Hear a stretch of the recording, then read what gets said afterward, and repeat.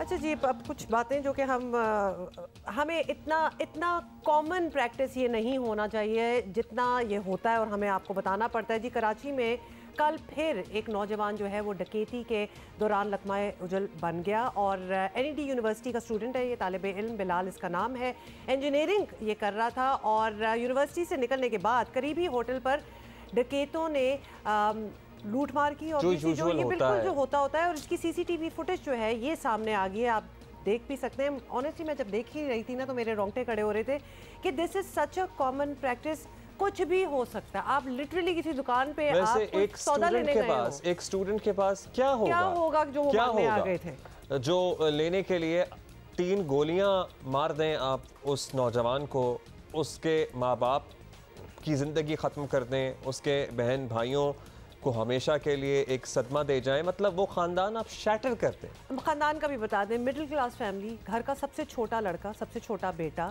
جو کہ انجینئرنگ پڑھ رہا ہے، مطلب کیا ہوگا اس کے پاس؟ زیادہ سے زیادہ ایک موبائل فون ہوگا، مطلب اس سے کیا انہوں نے لے جانا؟ مطلب آپ تصور کیجئے کہ ایک بچہ جوان کرنے میں یا ایک انسان کو پالنے پوسنے میں انسانوں کی زندگیاں اور جوانیاں ختم ہو جاتی ہیں۔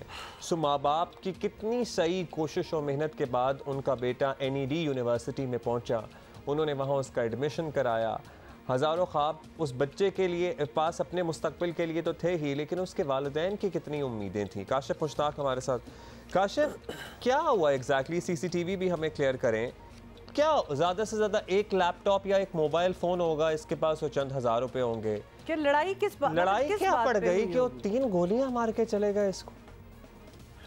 جی دیکھیں، انتہائی افسوسناک واقعہ ہے اور یہ بالکل NED یونیورسٹی کا جو مین گیٹ ہے اس کے سامنے چائے کے ہوٹل پہ جو یہ اسٹوڈنٹ اپنے دوست کے ساتھ بیٹھا تھا، اور دیکھا جا سکتا ہے کہ CCTV فوٹیج میں بھی کہ کس بے دردی سے جو ہے وہ پہلے اسے چھینا گیا اور پھر جب مزاحمت ہوئی اور اس کے بعد اس کو قتل کر دیا گیا۔ 2 ڈکیت تھے، یہ دونوں کے پاس جو ہے وہ پسٹل موجود تھے۔ پولیس کی جانب سے یہ کہا جا رہا ہے کہ CCTV فوٹیج جو ہے وہ حاصل کی گئی ہے اور اس کے بعد کارروائی کی جائے گی، لیکن یہ وہی روایتی جملے ہیں جو ہمیشہ سے کہتے آ رہے ہیں۔ آپ کو یاد ہوگا کہ چند روز قبل SSP کی جانب سے جو ہے وہ کہا گیا تھا، ایک بیان دیا گیا تھا کہ جو شہری ہیں وہ مزاحمت نہ کریں، چونکہ جو ملزمان ہوتے ہیں وہ نشے کی حالت میں ہوتے ہیں۔ تو آج یہ بات حقیقت ثابت ہو رہی ہے کہ آپ اگر کوئی موبائل فون چھیننے آتا ہے تو بالکل مزاحمت کرنے کی ضرورت نہیں ہے۔ یہی پورا واقعہ جو ہے وہ بلال کے ساتھ بھی ہوا ہے۔ اس کے پاس صرف ایک موبائل فون تھا جس کے چھیننے کے لیے جو ہے اس کو کوشش کی گئی ہے اور اس کے بعد اس نے ذرا مزاحمت کی اور دونوں ملزمان نے جو ہے اسے چینا چپٹی کے دوران فائرنگ کی۔ حکام کی طرف سے یا شہری حکومت کی طرف سے کیسے ہو سکتی ہے کہ جی ہم تو نہیں روک سکتے ان کرمنلز کو، تو اگر وہ آپ کے پاس آئیں تو اپنی جان خود بچائیں اور ان کو چیزیں دے دیں؟ یہ کیا منطق ہے؟ مطلب یہ شاید ہم آپس میں ڈرائنگ روم میں بیٹھ کے بات کر سکتے ہیں، والدین بھی تلقین کر سکتے ہیں، پولیس والے تلقین کیسے کر رہے ہیں؟ تو یہ اس قسم کی سٹیٹمنٹس دینا تو نظر آ رہا ہے، پھر تو یہ جو اسٹریٹ کرائمز ہیں، اس قسم کی ڈکیتیاں یہ تو بڑھتی جائیں گی۔